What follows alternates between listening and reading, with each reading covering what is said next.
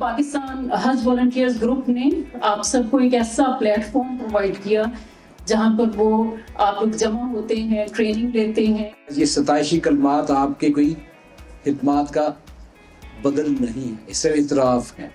आप लोग generally society के हीरोज़ हैं, आप लोग हमारे हीरोज़ हैं जो मुश्किल के वक्त में काम आते हैं।